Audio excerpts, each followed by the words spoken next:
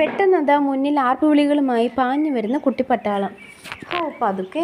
കയ്യാത്തൻ മാമൻ പറഞ്ഞത് ആർപ്പുവിളികളിൽ മുങ്ങിപ്പോയി. ഒഴിഞ്ഞു മാറാനുള്ള സമയം പോലും വികൃതികൾ കൊടുത്തില്ല. മാമനെ തട്ടിമറിച്ചിട്ട് അവർ പാഞ്ഞുപോയി. മാമൻ എഴുന്നേറ്റ് പൊടി തട്ടി. ആദ്യം ദേഷ്യമാണ് വന്നത്. പിന്നെ സ്വന്തം കുട്ടിക്കാലത്തെക്കുറിച്ച് ഓർത്തപ്പോൾ മുഖത്ത് ചെറിയൊരു പുഞ്ചിരി വിടർന്നു.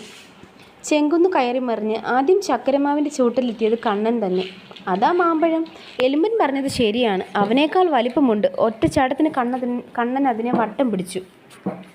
പിറകെ ഓടി വന്ന കൂട്ടർ അസൂയയോടെ നിന്ന് കിതച്ചു. കണ്ണൻ നെഞ്ചു വിരിച്ച് അവരെ നോക്കി. കൂട്ടരെ, ഇക്കൊല്ലത്തെ ആദ്യത്തെ മാമ്പഴം ഞാൻ നേടിയിരിക്കുന്നു. ഈ പറച്ചിലൊക്കെ വെറും ചടങ്ങാണ്. ആര് നേടിയാലും എല്ലാവരും കൂടി പങ്കുവെച്ച് തിന്നാറാണ് പതിവ്.